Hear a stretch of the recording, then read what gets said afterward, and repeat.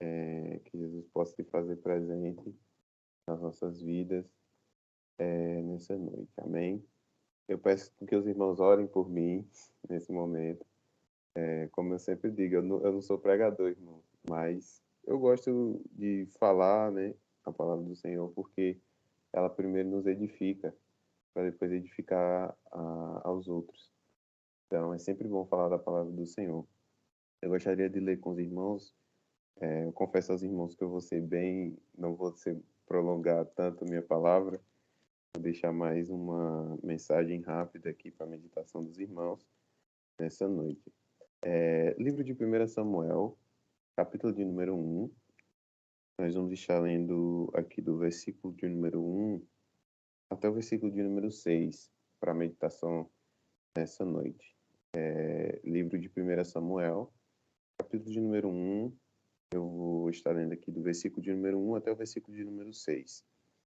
Diz assim: Houve um homem de Ramataim, Zofim, da montanha de Efraim, cujo nome era Eucana, filho de Georão, filho de Eliú, filho de Tou, filho de Zufé, Efrateu.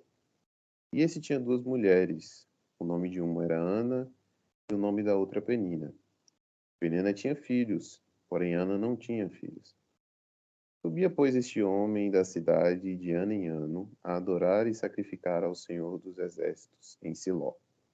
Estavam ali os sacerdotes em Siló e estavam ali os sacerdotes do Senhor, Ofni e Finéias, os dois filhos de Eli. E sucedeu que no dia em que Eucana sacrificava, dava ele porções do sacrifício a Penina, sua mulher, e a todos os seus filhos e todas as suas filhas. Porém, a Ana dava uma parte excelente, porquanto ele amava Ana. Porém, o Senhor lhe tinha cerrado a madre, e a sua competidora excessivamente a irritava para a embravecer. Portanto, o Senhor tinha-lhe cerrado a madre. Irmãos, essa é uma mensagem que já foi bem difundida entre nós, é uma mensagem da palavra do Senhor que nós retiramos de um tempo em que nós estamos tratando de monarcas, um tempo em que estavam na transição justamente entre a teocracia e essa monarquia que viria a vir sobre o povo de Israel. E nós estamos diante aqui de uma situação em que havia um profeta de nome Eucana. Tá tudo certo aí com áudio, só para confirmar. Pronto. E esse tinha duas mulheres, né? Alguns dizem que ele foi o primeiro bígamo da Bíblia, e ele tinha duas mulheres, a qual uma se chamava Penina e a outra Ana. E nós bem sabemos e conhecemos a história, que as duas competiam entre si. Por quê? Porque nós estamos tratando, como eu disse, um tempo em que estava iniciando ainda a ideia de monarquia, e nós estamos em um tempo em que era considerado mais do que o que nós entendemos hoje como bênção, porque nós cremos que os filhos, como a própria Bíblia nos fala, que são herança do Senhor. E não só apenas herança, eles também são bênçãos. Mas naquela época eles iam um pouco mais além. Eles consideravam aquelas pessoas que não tinham filhos que elas fossem amaldiçoadas. Por quê? Porque se filho é bênção e você não consegue tê-lo, e pior ainda na situação em que nós lemos de Ana, que a própria Bíblia fala que o próprio Deus cerrou a madre de Ana. Então, nós estávamos falando aqui nessa situação, e de acordo com esse contexto histórico, de uma maldição vinda do próprio Deus. Então, imagine, irmãos, essa situação em que Ana, além de ter, quem sabe, sido ensinada aos pés do Senhor, porque a Bíblia nos fala e nos remete a isso, de que ela era sempre levada aos pés do Senhor, pelo menos enquanto ela estava com Elcana. Então, ela era conhecedora do poder de Deus. E agora imagine a situação em que, além dela não poder ter filhos, além dela se considerar, de certa forma, amaldiçoada, ela ainda teria que, como diz o versículo de número 6, excessivamente ouvir diversas e diversas iras sobejadas sobre a sua vida. através da mulher que convivia ao seu lado. Agora imagine essa situação, você mora na mesma residência que determinada pessoa que te irrita, que te estressa diariamente, e ainda por cima você é considerado amaldiçoado pelo próprio Deus. Essa era a situação de Ana. Ana, como não tinha a bênção de ter os filhos, ela era conhecida como aquela mulher ao qual Deus tinha amaldiçoado, ou tinha cerrado-lhe a madre, para que ela não pudesse usufruir e ter frutos assim através do seu relacionamento. E ainda a gente pode ir mais a fundo, porque nós estamos tratando de um tempo aqui também em que era considerado o porvir da sua geração, o postergar do seu nome através de filhos. Então, nós estamos falando aqui não apenas de um desejo de uma mãe ter o seu filho, mas nós estamos falando aqui de uma geração que estava por vir, do nome do patriarca ser propagado para toda uma próxima geração. Nós temos exemplos disso como o próprio Deus, quando ele era chamado de Deus de Abraão, de Isaac e de Jacó. Então, não era apenas ter o filho, para que os irmãos venham entender a situação em que Ana estava passando. Ela, além de ter sido considerada amaldiçoada, além dela ter que ouvir diariamente, constantemente, aquela mulher que estava ali na sua companhia tantos e tantos anos, irritando constantemente, ainda ela teria que lidar com isso em seu psicológico, de maldição vinda do Senhor, e ter, para piorar a situação, imaginar que seu nome não seria passado de pai para filho, ou seja, ela simplesmente morreria na história. O nome dela seria apagado da história porque ela não teria filhos para gerar, para contar a história que ela estava assim vivendo ou convivendo, como vários israelitas tinham naquela oportunidade. Então, aquilo gerou algo tão terrível dentro daquela mulher, que ela começou a se sentir amargurada. A Bíblia nos fala que ela começou a sentir uma tristeza imensa, em que a Bíblia deixa claro que, no versículo de número 7, que ela chorava constantemente e não comia. Irmãos, nós não podemos dizer aqui claramente sobre o temor da palavra que ela estava depressiva, mas ela tinha sintomas depressivos. Ela chorava constantemente e a gente pode denotar que eram mais de um ano, pelo menos, porque a Bíblia nos fala que Penina tinha filhos e filhas, ou seja, tinha mais de um filho e mais de uma filha. E para se ter um filho, logicamente, 9 meses, então nós podemos constatar que tinham pelo menos 4 anos que ela vinha incessantemente chorando, clamando, sem querer comer, sem querer viver literalmente, contendo isso não apenas uma maldição que era lhe imposta pela sociedade, mas ela mesma pensava isso de si.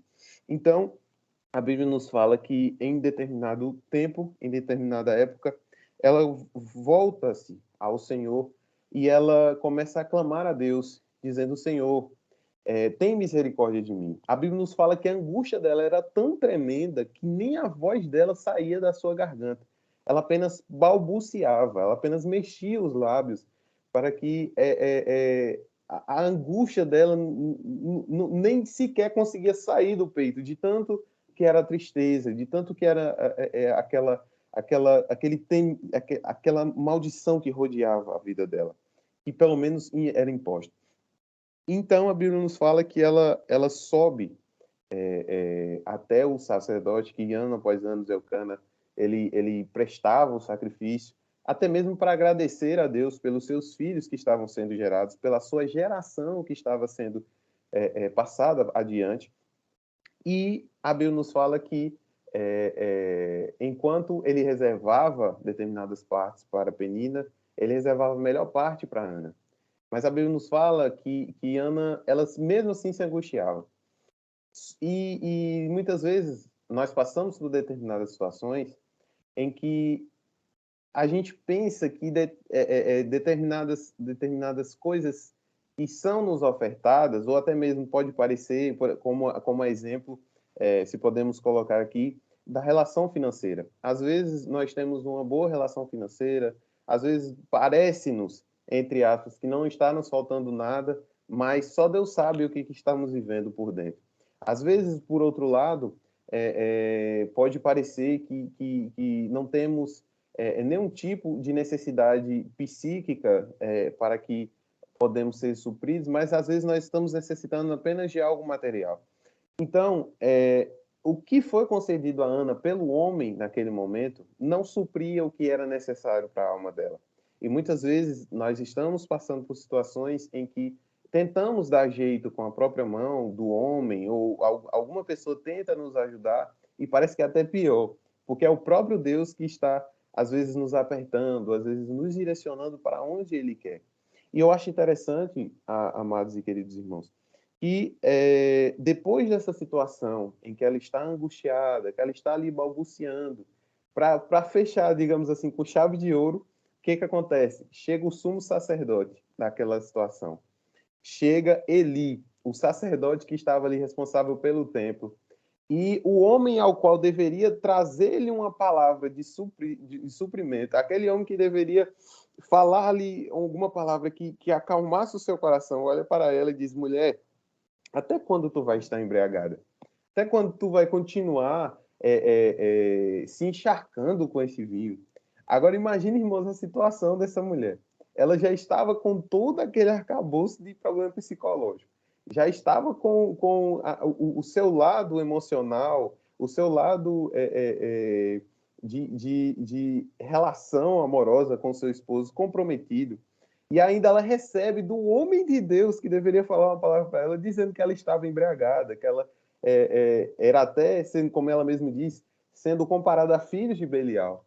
E, irmãos, eu acho interessante a postura daquela mulher, porque ao invés dela criticar, ao invés dela até, de certa forma, amaldiçoar o homem do Senhor, ela disse: não, meu Senhor, não tome a tua filha como filha de Belial.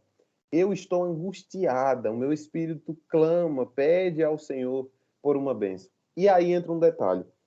No versículo de número 11, eu gostaria de frisar, ele diz o seguinte: e voltou um voto dizendo ao Senhor dos Exércitos: Senhor, se benignamente atentares para a aflição da tua serva, e de mim te lembrares, e da tua serva não te esqueceres, mas a tua serva deres um filho varão, ao Senhor o darei por todos os dias da sua vida, e sobre a sua cabeça não passará navalha.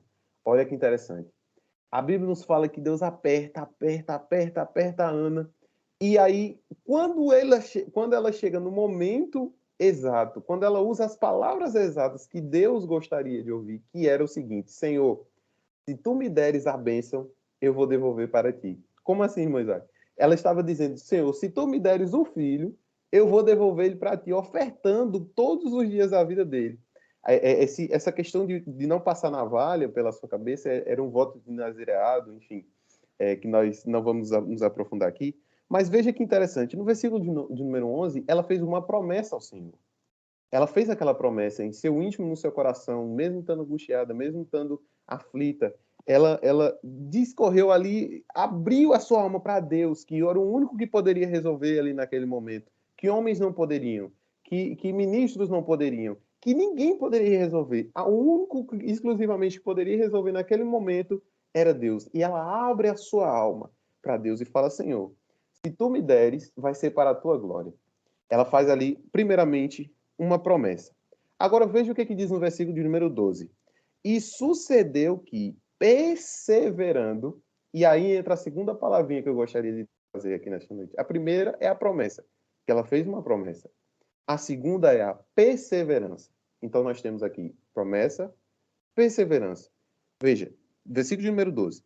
E sucedeu que, perseverando ela em orar perante o Senhor, Eli fez atenção à sua boca. Então, ela perseverou. Primeiro, ela fez a promessa, e esse é um dos caminhos pelo menos, é um dos caminhos que nós podemos retirar desse capítulo de número 1, de como Ana alcançou a vitória diante do Senhor. Primeiro, ela fez uma promessa. Segundo, ela perseverou. E aí a Bíblia fala que Eli atenta para os seus lábios, vê o que ela estava passando, escuta ela e diz: que o Senhor, teu Deus, te abençoe. Agora, veja que interessante, o que diz no versículo de número 18. Versículo de número 18, do mesmo capítulo de número 1, de 1 Samuel, diz assim: e disse ela: ache a tua serva graça aos teus olhos. Assim a mulher se foi ao seu caminho e comeu, e o seu semblante já não era triste. A partir do momento em que Deus usa ali para aquela mulher e diz, vai em paz e que o Senhor conceda-lhe a tua petição. Veja só, versículo de número 11, ela fez uma promessa. Versículo de número 12, ela perseverou, ou seja, perseverança. Promessa, perseverança. Versículo de número 18, a Bíblia nos fala que antes mesmo dela receber, ela já começou a comer, a beber, e a Bíblia fala que o semblante dela já não era mais triste. Agora veja que interessante. Promessa, perseverança. O versículo de número 18 foi a esperança.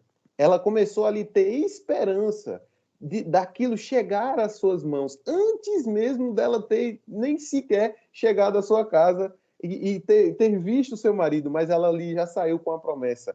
Ela já ali, ela já estava perseverando. E a partir daquele momento ela já estava com esperança.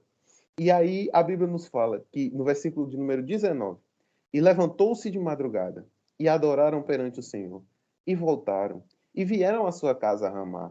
Eucana conheceu a Ana, sua mulher. E aí é das melhores partes do capítulo número 1, a Bíblia nos fala. E o Senhor se lembrou dela. Então nós temos, versículo de número 11, promessa. Versículo de número 12, perseverança. Versículo de número 18, esperança, para poder alcançar o versículo de número 19, que foi a mudança. Então, Ana, ela teve ali o seu coração aberto aos olhos do Senhor. Ela fez aquela promessa. Após isso, ela continuou perseverando. Irmão Isaac, qual é a palavra do Senhor nesta noite? É justamente isso. Primeiro, se Deus lhe fez uma promessa, fique seguro com essa promessa. Foi Deus que fez a promessa, não foi o homem, não foi alguém que pôde te falar com palavras vãs, como a própria Bíblia nos diz, Deus não é homem para que minta, nem filho do homem para que se arrependa. Ele fez uma promessa, então firme-se nessa promessa. E, irmãos, o que eu faço após firmar essa promessa? Comece a perseverar. Como é que você começa a perseverar? Começa a perseverar orando, começa a perseverar buscando ao Senhor, começa a perseverar buscando os dons do Espírito Santo do Senhor através para que você possa alcançar essa promessa. Depois disso, Moisés, o que eu faço? Você tem que ter esperança. A fé é o fim fundamento das coisas que se esperam e a prova das coisas que se não veem. Se você não tiver a fé, se você não conseguir enxergar, se você não conseguir se alegrar antes mesmo daquela coisa chegar, você vai estar um passo atrás daquilo que Deus quer. Então, promessa, esperança, promessa, perseverança, esperança para você conseguir alcançar a mudança. E só para que eu possa finalizar minhas palavras aqui nesta noite, a Bíblia não para por aqui, né? A Bíblia fala que no capítulo de número 2, veja como Deus chega no momento exato. Ana pediu um filho ao Senhor. Ana pediu que Deus concedesse ali um varão. Se ele concedesse, ela já ficaria satisfeita com um filho. Mas veja, Deus nunca faz absolutamente nada em vão. Nada que Deus faz na nossa vida é de levianidade, é à toa, não. Tudo que Deus faz nas nossas vidas tem um objetivo, tem uma finalidade. Veja só, o capítulo de número 2 e o versículo de número 21, o que a Bíblia nos fala? Visitou, pois, o Senhor a Ana e concedeu e teve 3 filhos e 2 filhas.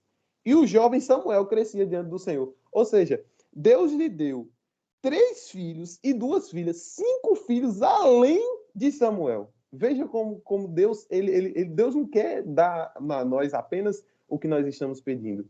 A Bíblia nos fala que ele pode nos conceder muito além do que os nossos olhos já viram ou já ouviram, ou nossa mente conseguiu perceber. É aquilo que Deus tem preparado, como a própria Bíblia nos fala, para aqueles que nele esperam. Então, eu não sei nessa noite o que você tem pedido ao Senhor. Eu não sei nessa noite pelo que você tem perseverado. Eu não sei pelo que você tem esperado. Você tem trazido em si essa esperança. Mas eu tenho certeza que quando a mudança chegar, vai ser abundante. Vai ser de forma transformadora. Vai ser de forma tamanha que você vai entender por que você teve que esperar tanto esse tempo para poder alcançar. Deus não faz nada, olha, irmãos. Isso eu sou prova viva do que eu estou falando. Deus não faz nada à toa. Deus não nos traça um caminho de forma errada. Nós pensamos, e principalmente quando nós estamos passando pela prova, né? Nós pensamos que vai acabar tudo, que vai se acabar, que não tem mais jeito, que não tem mais solução. mas saia nessa noite com essa palavra no seu coração. Tenha esperança, porque Deus sabe o que Ele está fazendo. E depois, lá na frente, você entende por que você teve que passar por cada detalhe, por cada situação, por cada provação, por cada deserto. Você entende só lá na frente o porquê.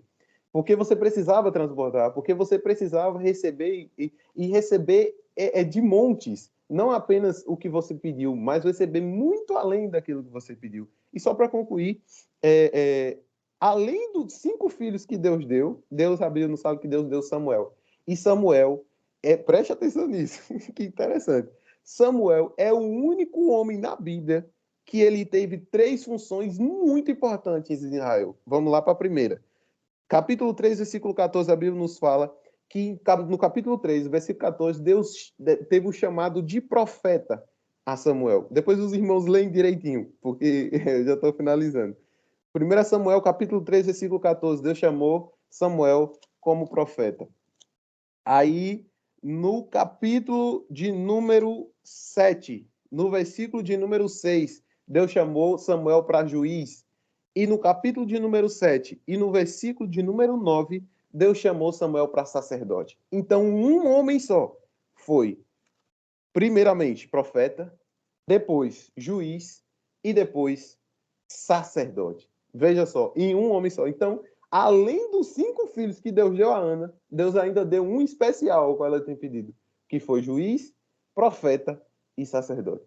Então, para que nós possamos fechar essa palavra nesta noite, que você possa continuar se firmando na promessa, que você possa continuar perseverando, que você possa continuar tendo esperança nesta noite, porque logo e muito breve vai chegar a mudança. Amém?